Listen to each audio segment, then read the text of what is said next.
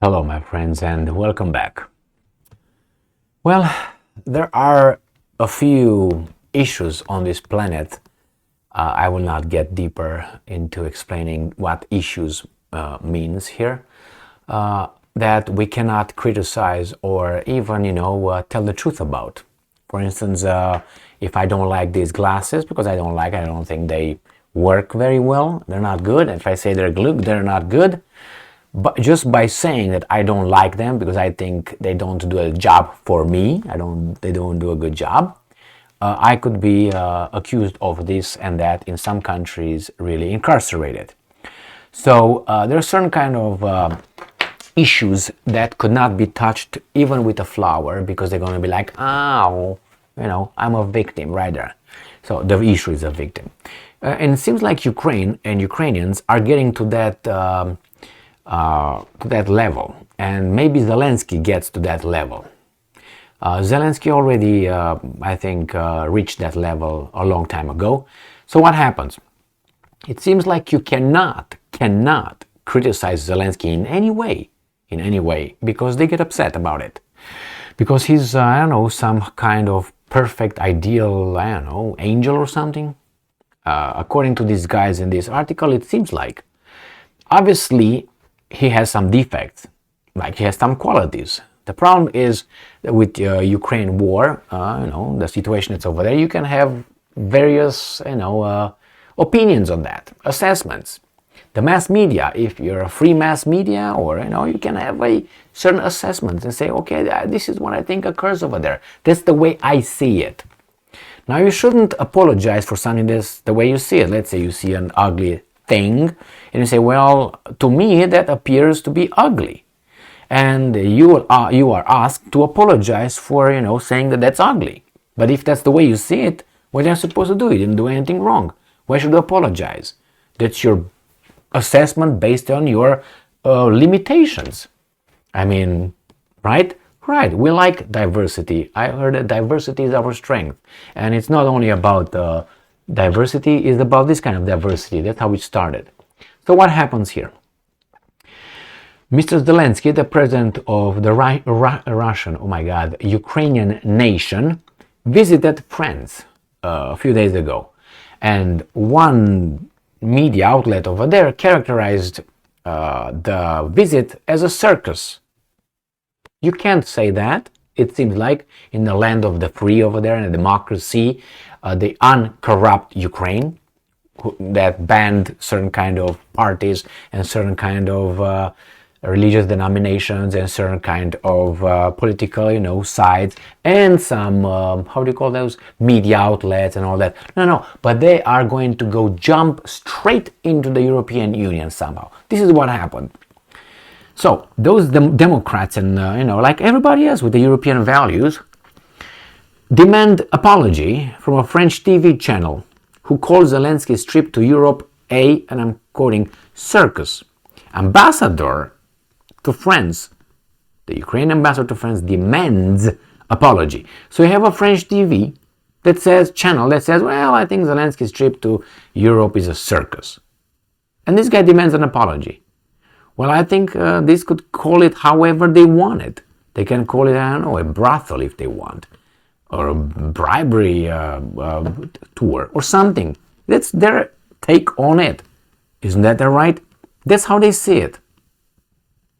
That's their analysts. No, you have analysts, you have experts, and if they see it as a circus, they see it as a circus. So, he posted a snippet of the video where the host of the program can be heard saying that the day before Zelensky was in the Elysee Palace with his circus, end quote. Later in the video, the program equated Zelensky's meeting with European leaders with a circus performing to and I'm going to gain support for Ukraine. But isn't that why he goes over there? Isn't why Zelensky goes over there?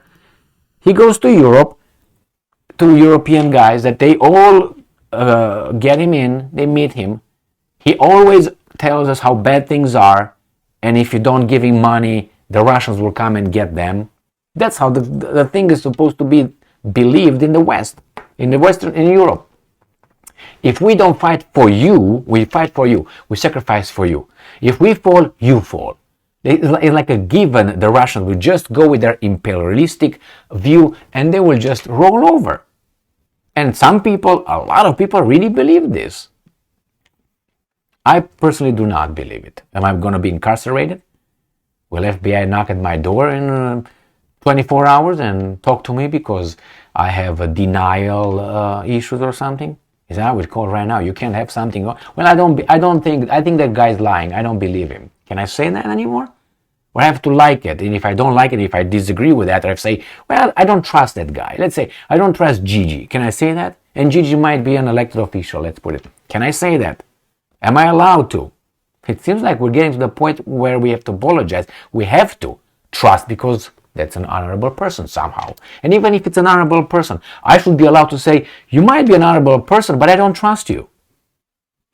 So here these guys, remember, Zelensky invites everybody to Kiev to come over there. They grab him and go to the little, I call it like a theme park over there right now. That's how it looks like. They show them the destruction, which is real.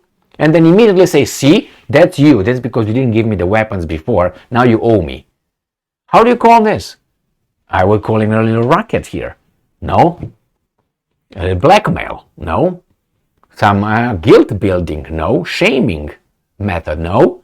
But why the other guys have any shame about anything? They're not responsible for anything. Well, you know what I mean?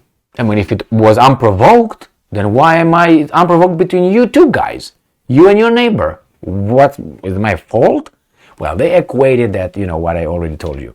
So these guys demand an apology from a free speech, a media that was not enough, yes, not enough. Apology. All right, let's see what else these guys say here. Omelchenko called the video cynical and tactless and commented that he didn't believe such words were typical of French people. Don't even try. You see how he equates one person with French people. You shouldn't even talk about it. Mind your own business. French people. Are you morally educating the French now? Yes, he is. And says, no empathy, no responsibility, he wrote. Well, I think she or this, let them be responsible. They are responsible. They say whatever they want, don't they?